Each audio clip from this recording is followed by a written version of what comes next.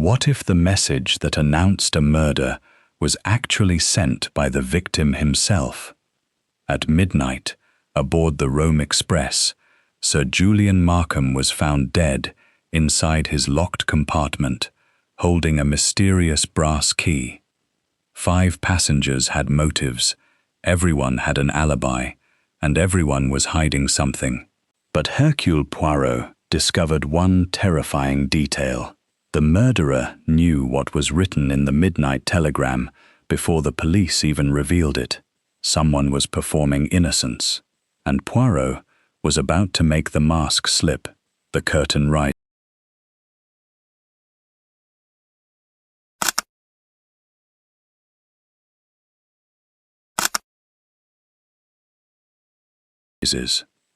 Chapter 1.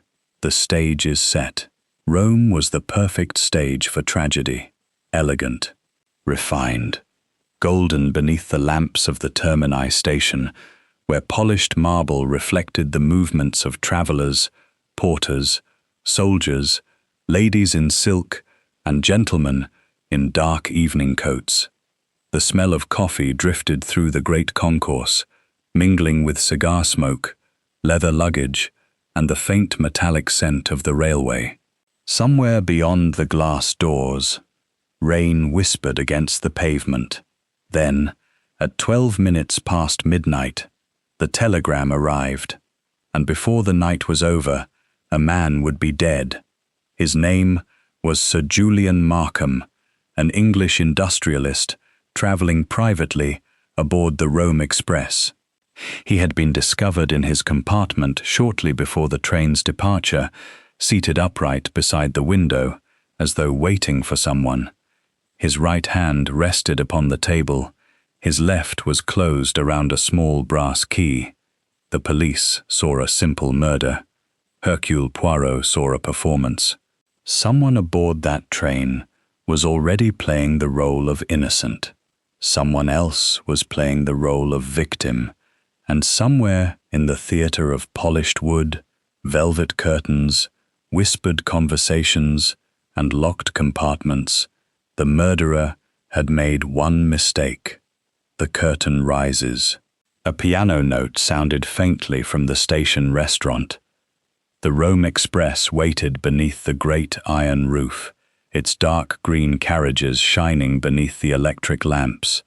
Rain ran in silver lines down the windows, and the wheels gave occasional metallic sighs as steam gathered beneath the engine. Poirot arrived shortly after 1 o'clock. He entered the first-class carriage with the controlled dignity of a man who regarded disorder as a personal insult. His small shoes clicked upon the polished floor, his immaculate moustache was untouched by the damp, and his eyes immediately began their quiet examination of the scene. Inspector Rinaldi met him at the carriage door. "Signor Poirot, I am relieved you have come." Poirot tilted his egg-shaped head. "Relieved? Then perhaps you are not so confident of your solution as you appeared to be upon the telephone." Rinaldi smiled uneasily. "We know who killed him." "Ah," Poirot looked toward the corridor. "And already you have chosen the actor. The evidence is strong." "Evidence," murmured Poirot, "is not always truth. Sometimes it is merely good theatre." The inspector led him to compartment 7. Sir Julian Markham sat exactly as he had been found. He was perhaps 60, broad-shouldered, silver-haired, expensively dressed. A dark stain marked the front of his evening shirt. On the table stood an untouched glass of champagne, a silver cigarette case, and a folded newspaper. The compartment smelled of expensive cologne, cold rain, and cigar smoke. Poirot did not touch the body. Instead, he looked at the table, then the window, then the carpet, then the door, then the dead man's hand. "The key," he said, "to a luggage trunk, we believe." "And the telegram?" Rinaldi's expression changed. "Ah, that is the curious part." He handed Poirot a sheet of paper. The telegram had been delivered to Markham at 11:58 p.m. It contained only 9 words: "Midnight, come alone, What you stole will be returned. Poirot read it twice. Who delivered it? A railway clerk. To whom? To Markham. And, did anyone see him receive it? Several passengers. Poirot folded the telegram carefully. Then the stage was already prepared. The passengers were gathered in the adjoining salon. There were 5 of them. Lady Eleanor Markham, the victim's elegant widow, whose black silk gown was immaculate despite the journey. Dr. Adrian Bell, a physician with a reputation for brilliance and arrogance. Miss Clara Vane, a young journalist traveling to Florence. Colonel Hugh Ashcombe, an old military acquaintance of Markham, and Mr. Lorenzo Bellini, an Italian art dealer who had been arguing with Markham earlier that evening. Each had a role. Each wore a mask. Lady Eleanor performed grief with admirable precision. Her eyes were red, her voice trembled, and she held a silk handkerchief in one gloved hand. Poirot watched her. She wept. The handkerchief touched her eyes. Her shoulders shook, yet the handkerchief remained perfectly dry. Poirot's green eyes narrowed. Observe, mon ami. This suspect plays her role too perfectly. Lady Eleanor noticed him watching. Mr. Poirot, do you doubt my grief? I doubt nothing, madame. It was not quite true. Colonel Ashcombe stood stiffly beside the window, pretending to study the rain. Dr. Bell repeatedly checked his watch. Clara Vane held a notebook she had not written in for 20 minutes. Bellini alone appeared angry rather than frightened. I told Markham, he said, that he would regret what he had done. Poirot smiled. An interesting line. What? Nothing. The detective walked slowly around the room. Every actor in this drama had a secret, but only one secret had required murder. He stopped beside Clara. You are a journalist? Yes. You were interviewing Sir Julian. I hoped to, but you had already written his name in your notebook before he died. Her face changed. Only for an instant. The mask slipped.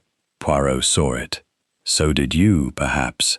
The careful observer, and you are becoming careful, mon ami, will understand that the smallest interruption in a performance may reveal more than a confession. Poirot turned toward the corridor. Inspector, yes? Do not permit anyone to leave this train. But the train has not departed. Precisely. He glanced once more at the dead man. The stage is set. The players have taken their places. Outside, the station clock chimed 1. Let the drama begin. Chapter 2. Enter the players. The formal interviews began at 1:30. Rain continued to strike the windows, and the warmth of the carriage seemed strangely theatrical against the chill darkness outside. The lamps cast golden pools upon polished mahogany. Somewhere farther down the train, a door closed softly. Poirot insisted that each suspect be interviewed separately. Every scene must have its own lighting, he explained. Inspector Rinaldi frowned. I do not understand. Then you are thinking like a policeman. Think like a director. The first scene belonged to Lady Eleanor. She entered wearing the same black silk gown. Her perfume, something floral and expensive, lingered in the compartment after she sat down. When did you last see your husband? At 11. Where? In the dining car. Was he upset? Lady Eleanor lowered her eyes. Julian was always troubled. By what? I do not know. Poirot leaned back. You were married 12 years. 13. Ah, you corrected me immediately. I know how long I was married. Of course. She smiled faintly. Too faintly. Poirot studied her hands. They were steady. Your husband received a telegram tonight. So I understand. You knew about it? No. Interesting. Why? Because when I mentioned the telegram in the corridor, you looked relieved. Lady Eleanor froze. Then she laughed. Surely you cannot read a person's soul from a glance. Mais non. But one can sometimes read the body. The next scene was Dr. Bell. His performance was entirely different. He played irritation. He disliked the police. He disliked questions. Most of all, he disliked Poirot. I was in my compartment from 11:30 until midnight. Alone? Yes. Can anyone confirm? No. Then your alibi is a script written by yourself. Bell's jaw tightened. You accuse me. I observe you. You are enjoying this. Not at all. Murder is rarely enjoyable. The performances, however, are fascinating. Bell looked away. Poirot noticed his right thumb rubbing repeatedly against the edge of his watch. A nervous habit, or a rehearsed one. Next came Colonel Ashcombe. He had the rigid manner of a soldier. Markham and I had disagreements. Financial? Yes. Serious? Extremely. Did you threaten him? Yes. Did you intend to kill him? No.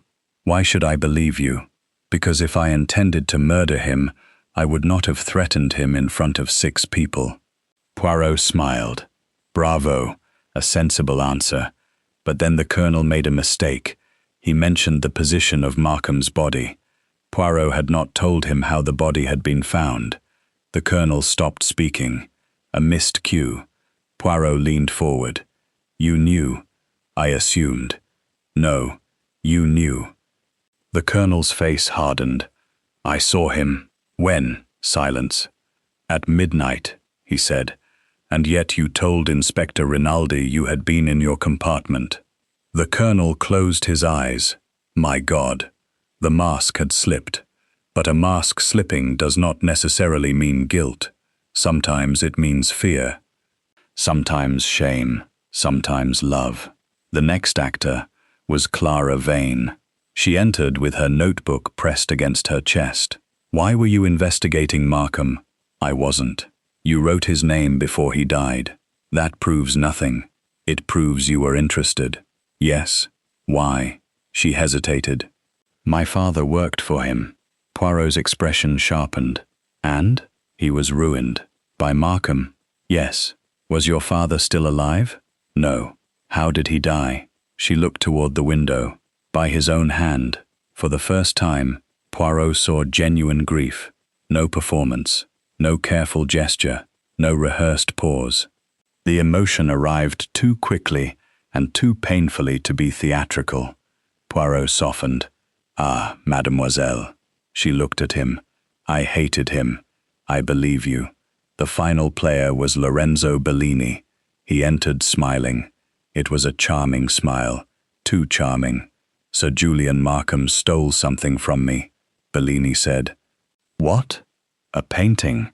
Which painting? Bellini's smile disappeared. The Madonna of Ferrara. Poirot's fingers touched his magnificent moustache thoughtfully. Ah, he knew the name. The painting had vanished from Florence 3 years earlier. Did Markham steal it? I believe so. And you wished to recover it? Yes. Violently. Bellini laughed. Signor Poirot, I am an art dealer, not a murderer. Those occupations are not mutually exclusive. Bellini stared at him, then smiled again. Too quickly. The stage was becoming crowded with masks. Poirot returned to Markham's compartment. He examined the brass key, the telegram, the champagne, the cigarette case. Nothing seemed disturbed. Then he noticed something very small, a fleck of white wax beneath the table. He crouched. Inspector. Rinaldi came closer. What is it? Someone sealed an envelope here. But there is no envelope. No. Exactly. Poirot looked toward the corridor. The train had not yet moved. The players had entered. But who performed truth, and who performed lies? Chapter 3. The First Act. By 2:30 in the morning, the murder had acquired 3 possible motives: money, revenge, and a missing painting. Yet Poirot remained dissatisfied. The physical evidence, he told Rinaldi, is merely the scenery. The inspector sighed. You always say that, because you continue to forget it. The first important discovery came from Clara Vane. Her father had worked for Markham's company as an accountant. 3 years earlier, he had discovered irregular payments involving a Swiss account. When he threatened to expose them, he was dismissed. 2 weeks later, he killed himself. Clara had spent years believing Markham responsible, but there was more. The Swiss account belonged not to Markham. It belonged to Dr. Adrian Bell. When Poirot confronted him, Bell went pale. "That is impossible. Your name is on the account. I had nothing to do with it. Then why did you lie about your movements tonight?" Bell said nothing. Poirot watched him carefully. The doctor was frightened. But was he frightened because he was guilty? Or because someone else was guilty? That was the question. Watch this performance carefully. Is it truth or theatre? Bell's fear looked genuine, but genuine fear can belong to an innocent man. Poirot knew this from an earlier case. He told Rinaldi of a murder in which a wealthy widow had behaved so strangely after her husband's death that everyone assumed she was the killer. She laughed during questioning. She complained about the coffee. She even corrected the police officer's spelling of her husband's name. Everyone thought her heartless. But Poirot had discovered that she had been laughing because she was terrified she would begin crying. Her performance of indifference was actually a performance of self-control. The body, however, betrayed her. Her fingers trembled whenever the dead man's name was spoken. People lie for many reasons. Greed, fear, love, pride. Sometimes they lie not to conceal guilt, but to protect the fragile structure of their lives. That is why the detective must never ask merely, "Who lied?" He must ask, "Why did this person need to lie?"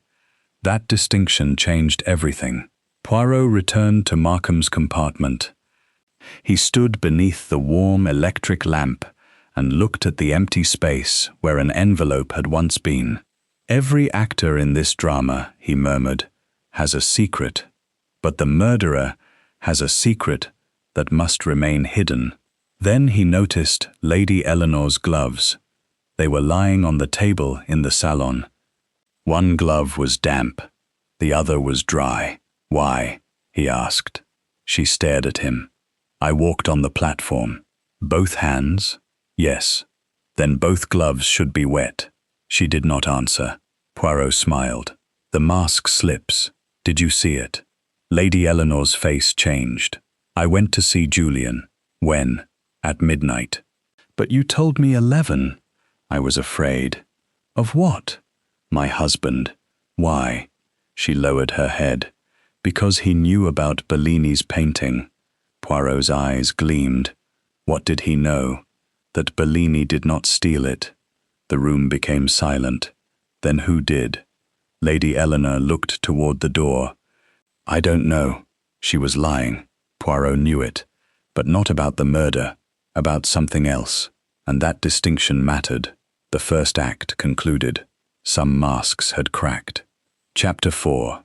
Rehearsed lines. Morning brought no relief. The rain had stopped, but the train remained under police control.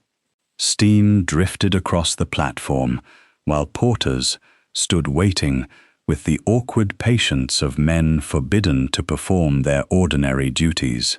Poirot gathered the suspects again. "This morning," he announced, "we rehearse." Inspector Rinaldi looked annoyed. "Rehearse what?" "Your mistakes." He began with Colonel Ashcombe. The colonel admitted he had entered Markham's compartment at midnight. Why? To confront him. About the money? No. About Lady Eleanor. The colonel's expression changed. Lady Eleanor looked at him. There was something between them. Not romance, something older. A promise. Poirot saw it immediately. "Ah," he said softly. "So that is the hidden scene." Colonel Ashcombe had once loved Lady Eleanor, but he had never acted upon it. Markham knew, and had used the knowledge to blackmail him. The colonel had gone to Markham to demand freedom from the threat. He found Markham alive. Then he left. Did he have the telegram? Poirot asked. Yes. What did it say? I don't know. You saw it. Yes. Then you lied. The colonel stared at him. I did not want my involvement known. Again, a lie without murder. Poirot turned to Dr. Bell. Now you. Bell remained silent. You knew about the Swiss account? No. Your name appears on it. I was being framed. By whom? Bell looked at Markham's widow. Lady Eleanor closed her eyes. The doctor's mask collapsed. By her. Everyone stared. Lady Eleanor rose. That is absurd. No, Bell said. She asked me to conceal payments. Poirot watched her. Why? She whispered. Because Julian was stealing from his own company. At last, the financial truth emerged. Markham had been diverting money into secret accounts, but he had not done it alone. Lady Eleanor had discovered it. Bell had helped conceal it. Colonel Ashcombe had known. Clara's father had discovered it. And Bellini's painting had been used as part of the financial cover-up. The murder suddenly appeared less mysterious. Everyone had a motive. Everyone had lied. But only one had killed. Poirot arranged the suspects in the salon. Too perfect, he murmured. Bell frowned. What? All your alibis. He looked at them one by one. Each of you has prepared an explanation. Each of you knows exactly where you were. Each of you remembers the correct details. He touched his moustache. Truth does not rehearse. Clara looked at him. Then what does truth do? It forgets. He pointed at Bell. You remember the time, at Lady Eleanor. You remember the conversation, at the colonel. You remember the position of the body, at Bellini. You remember the telegram. They all stared at him. You have all been rehearsing. Rinaldi looked astonished. But why? Poirot smiled. Because someone instructed you. Silence. The tension rose. Someone would break character soon. Poirot's gaze moved to the door. A railway porter stood outside. Who is that? He asked. Rinaldi frowned. One of the station staff. No. Poirot's eyes narrowed. He is the actor we have not yet questioned. The porter disappeared. Poirot followed, but the corridor was empty. Only a small scrap of paper remained on the floor. 3 words were written upon it. The painting lies. Rehearsed lines faltered. The script was failing. Chapter 5. The mask slips. The porter was found 20 minutes later in the luggage office. His name was Matteo Ricci. He had worked for the railway for 11 years. He denied knowing anything. Poirot sat opposite him. You delivered the telegram. Yes. To whom? Sir Julian. At 11:58? Yes. Impossible. Ricci stared.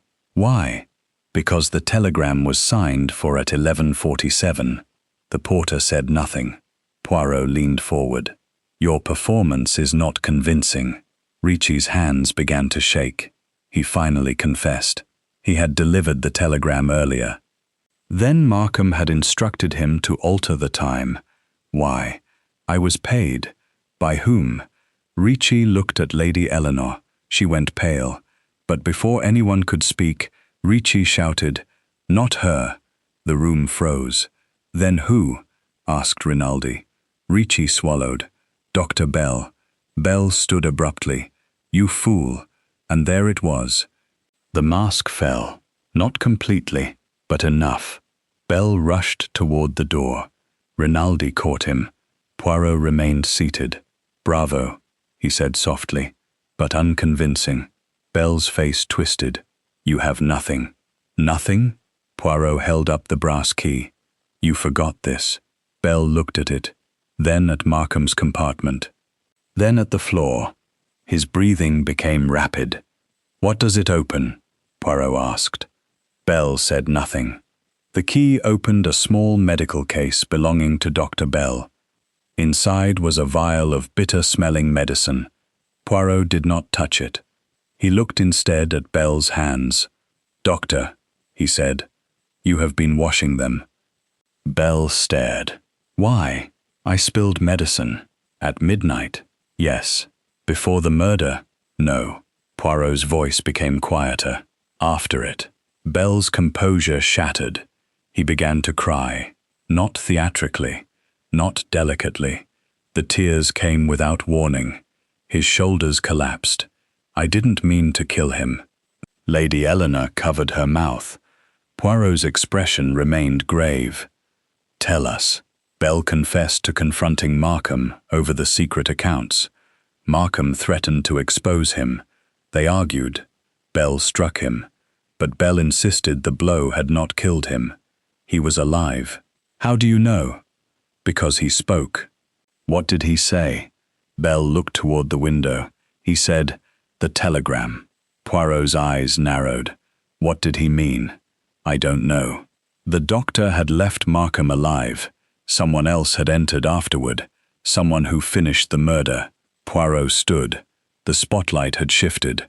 Bell was guilty of crimes. But perhaps not this crime. Then who? The mask had fallen.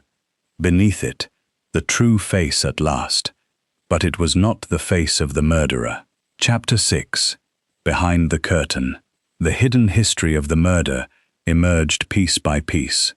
Markham had been blackmailing nearly everyone. Lady Eleanor knew of the financial fraud. Colonel Ashcombe knew of Lady Eleanor's secret. Dr. Bell had falsified medical records. Clara's father had discovered the accounts. Bellini had been framed for the theft of the painting. And behind all of them stood Markham himself, pulling strings like a director who had forgotten that actors sometimes rebel. But there was one more secret. Poirot discovered it in the newspaper. A small article from 3 years earlier described the disappearance of the Madonna of Ferrara. The painting had supposedly been destroyed, but beneath the article was a photograph. Poirot stared at it. Then he smiled. "Mais oui." He returned to Markham's compartment. The painting had never been stolen. It had been replaced. The original had remained hidden. The forged painting had been sold through Bellini. Markham had made a fortune. But who knew? Clara's father, and someone else. Poirot gathered the surviving players. "Theatre," he said, "is built upon concealment. The audience sees the stage. It does not see backstage." He looked toward Lady Eleanor. "Backstage is where your marriage truly existed." Toward Bellini. "Backstage is where the painting changed hands." Toward Bell. "Backstage is where the money moved." Then toward Clara. "And backstage is where your father discovered the truth." Clara's eyes filled with tears. "My father wasn't a criminal." "No." Poirot's voice softened. "He was an actor who refused his assigned role. That was the tragedy. People wear masks because society rewards certain performances. The obedient wife, the loyal friend, the respectable businessman, the devoted doctor, the harmless daughter, the innocent stranger. But a mask, once worn long enough, can become difficult to remove. A person begins by hiding the truth from others. Eventually, they hide it from themselves. Poirot had seen this before. In another case, a woman had pretended to hate the man she loved because admitting love would destroy her family. For months she had performed coldness so convincingly that even the intended victim believed it. Yet every night, she placed a flower beside his door. Her words lied. Her habits told the truth. That was the difficulty of deception. A lie could control the tongue. It could control the face. But it rarely controlled every movement of the body. The psychology. It was everything. Poirot looked around the carriage. "Ask yourself, mon ami, what role does each person need to play?" Lady Eleanor needed to be the grieving widow. Bell needed to be the angry doctor. Ashcombe needed to be the loyal soldier. Bellini needed to be the offended dealer. Clara needed to be the grieving daughter, and the murderer needed to be helpful. That was the most dangerous role of all, because the guilty person who offers assistance appears innocent. The person who brings the police the evidence appears trustworthy. The person who wants the truth discovered appears to have nothing to hide. Poirot looked toward the corridor. Behind every curtain, a secret. He paused. Behind every secret, a motive. Chapter 7. The Final Act. At 8 o'clock, the cast was assembled. Rain had finally stopped. Morning sunlight entered the carriage, illuminating dust in the air, like tiny pieces of gold. Poirot stood at the center of the salon. Inspector Rinaldi stood beside him. The suspects sat in silence. Poirot adjusted his moustache with precision. Mesdames et messieurs, you have each performed for Poirot. He smiled. Some truthfully, some not. No one moved. Let us review the performances, shall we? He turned to Lady Eleanor. You played the grieving widow. She lowered her eyes. But the grief, it was costume. You knew your husband was stealing money. You knew he was dangerous. Yet you did not kill him. He turned to Colonel Ashcombe. You performed the loyal friend. The colonel remained rigid. But loyalty does not lie about an alibi. You entered Markham's compartment at midnight. You threatened him, but you left him alive. Then Bellini. You performed the offended art dealer. Bellini said nothing. Your painting was stolen, yes, but you knew the truth. The original was hidden elsewhere. You wanted it recovered. Then Clara. You played the innocent daughter. She stared at him. But your hatred was real. You had motive, yet you did not kill him. Poirot turned toward Dr. Bell. The doctor looked exhausted. And you, doctor, you performed the guilty man. Bell swallowed. But you were guilty of many things. Fraud, deception, forgery, but not murder. Rinaldi frowned. Then who? Poirot turned toward the doorway. Inspector, ask yourself who helped you most. Rinaldi looked confused. The railway staff? Yes. The telegram? Yes. The evidence? Yes. Poirot smiled. And who discovered the wax? Rinaldi froze. I did. No, mon ami. Poirot's eyes gleamed. You were shown the wax. Silence. The person who found it was the man who had already been in the compartment. Poirot turned. A figure stood outside. The railway porter, Matteo Ricci. But Poirot shook his head. Not Ricci. Another man entered. The station master. He had been helpful throughout the investigation. He had supplied the passenger list. He had located the telegram. He had even corrected the time on the railway record. Poirot smiled. Your name is Signor Carlo Vieri. Vieri stared at him. You are mistaken. No. Poirot walked closer. 3 years ago, you worked for Markham. Vieri said nothing. You helped move the painting. Nothing. You helped establish the false accounts. Still nothing. And last night, Markham received a telegram instructing him to come alone. Vieri's face tightened. Poirot continued. But Markham did not go. He remained in his compartment. Exactly. Poirot's voice became quiet. He knew the telegram was a trap. Vieri looked toward the door. So you entered his compartment? No. You argued? No. You struck him? No. Poirot raised one finger. That is your mistake. Everyone watched. You are performing outrage. Vieri stared at him, but outrage came too quickly. Poirot smiled. You knew what I would accuse you of before I accused you. Silence. The mask slipped. Vieri's face changed. Poirot continued. Markham was already injured when you entered. He was dying. You did not need to strike him. You needed only to make certain that he could not identify you. Vieri's hand moved instinctively toward his coat. Rinaldi reached for his pistol. Poirot raised his hand. Do not. Vieri stopped. You placed the brass key in his hand. Why? Because you wanted us to believe the murder concerned the missing painting. Poirot nodded. Exactly. But why the key? Because the key opened the box containing the evidence. What evidence? The telegram. Vieri's eyes widened. Poirot's voice softened. Markham had discovered your betrayal. He intended to expose you. Vieri closed his eyes. Poirot delivered the final blow. The telegram was not written to Markham. Vieri opened his eyes. It was written by Markham. The room became utterly still. He had arranged the message as a test. He suspected you. He wanted the person who knew about the secret accounts to reveal himself. Poirot pointed toward the telegram.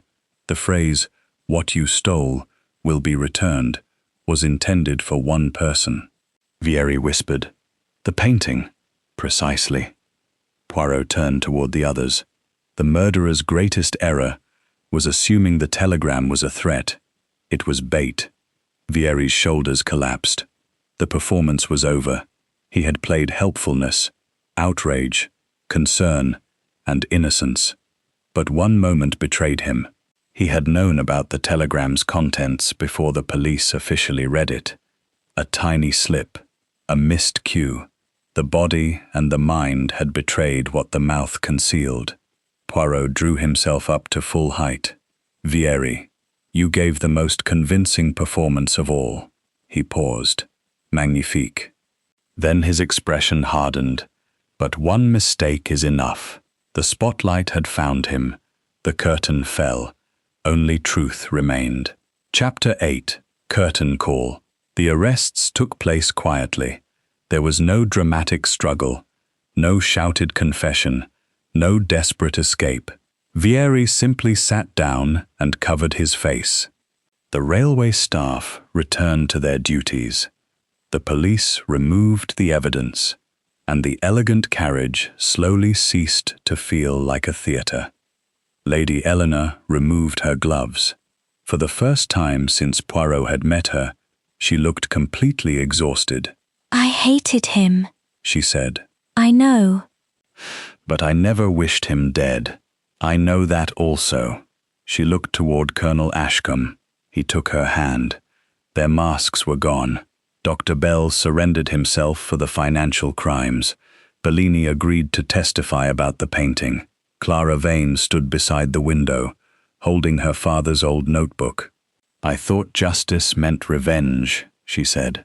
Poirot shook his head. "No, mademoiselle. Revenge is merely another performance." She smiled sadly. "And justice?" "Justice removes the masks." The train finally departed Rome. As it moved through the wet countryside, sunlight appeared between the clouds. The polished wood remained. The velvet seats remained. The crystal glasses remained. But the stage had changed. There would be no applause, no encore, only consequences. The curtain call came. No applause, only justice. Chapter 9. After the show. 3 months later, Poirot received a letter from Clara. The painting had been recovered. The financial fraud had been exposed. Her father's name had been cleared. Lady Eleanor had left England and settled quietly in Switzerland. Colonel Ashcombe had resigned from public life. Dr. Bell had agreed to cooperate with the authorities.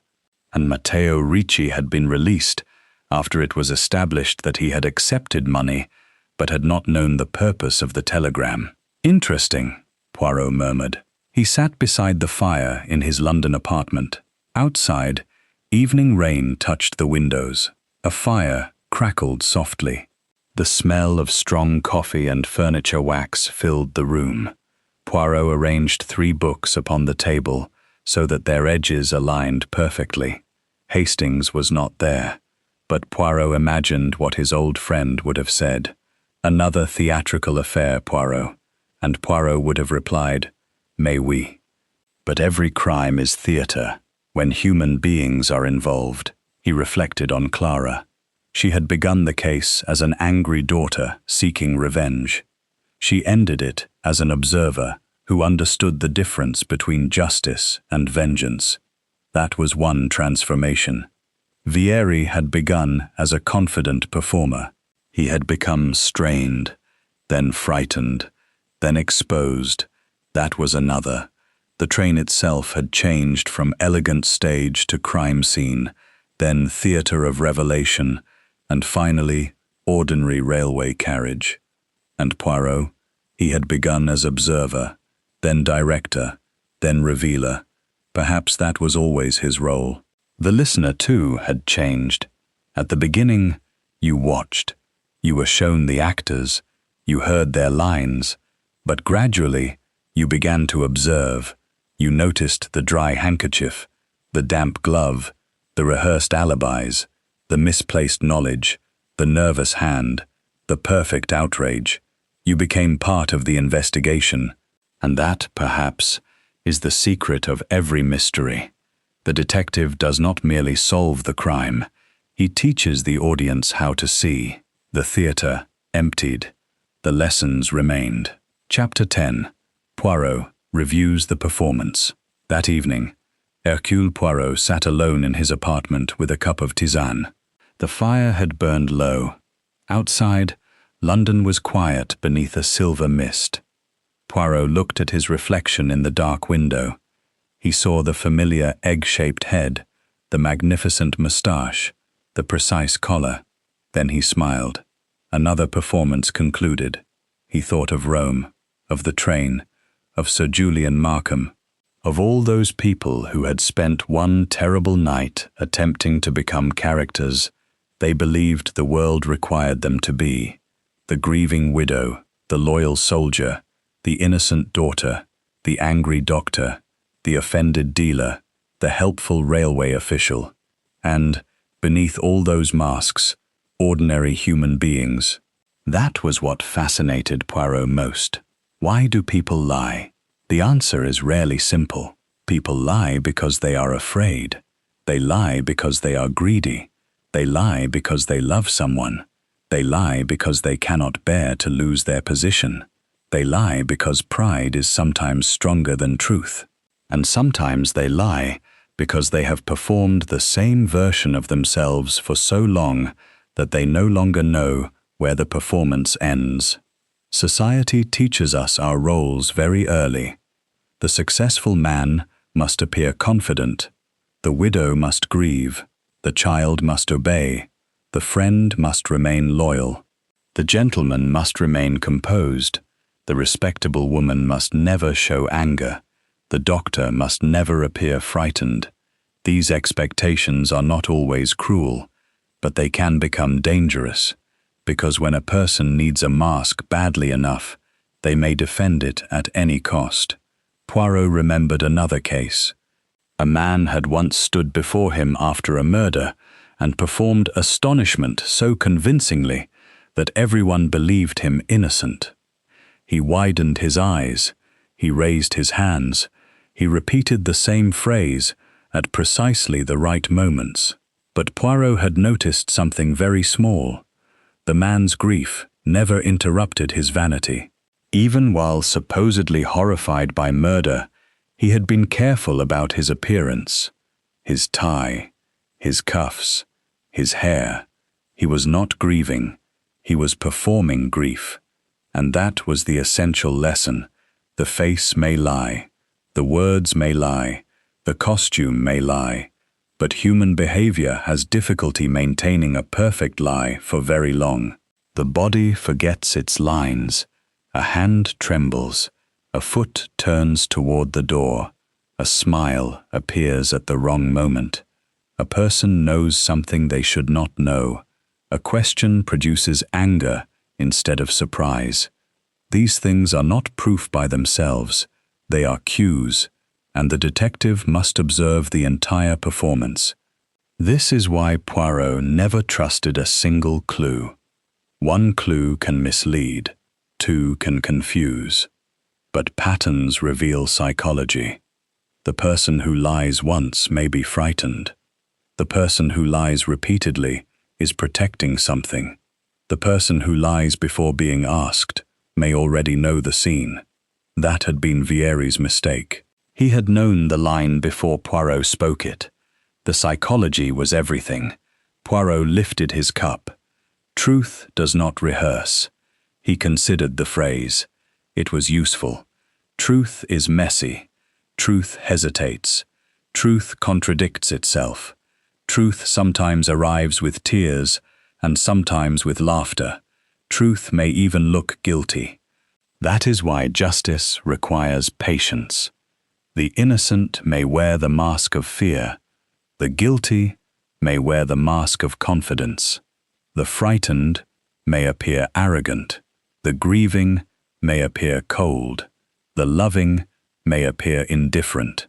One must not condemn a person simply because their performance is strange. One must ask what the performance protects. That was the deeper lesson of the Rome Express. Every actor had a secret, but not every secret was murder. Lady Eleanor lied because she feared scandal. Colonel Ashcombe lied because he wanted to protect her. Dr. Bell lied because he feared exposure.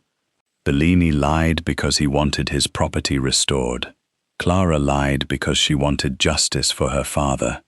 Vieri lied because he wanted to preserve himself. The same action, lying, came from entirely different motives, and so the detective must study not merely behavior, but desire. What does this person want? What are they afraid of losing? What role do they need to play? If you understand that, you are very close to the truth. Poirot smiled. You see, mon ami, murder is rarely only about the murder. It is about everything that came before. The resentment, the ambition, the jealousy, the humiliation, the secret, the moment when one human being decides that another person's life has become an obstacle. The murder itself may take seconds. The psychology may take years. That is why the crime scene is a stage. The final act begins long before the curtain rises. Poirot placed his empty cup upon its saucer. Outside, a train sounded faintly in the distance. He listened. Perhaps another theatre was waiting, another country house, another railway carriage, another elegant room filled with beautiful objects and people wearing carefully constructed faces. And somewhere among them, perhaps, a murderer was already rehearsing. Poirot smiled. But there would always be one difficulty for the murderer. No performance is perfect. Eventually the actor forgets a line.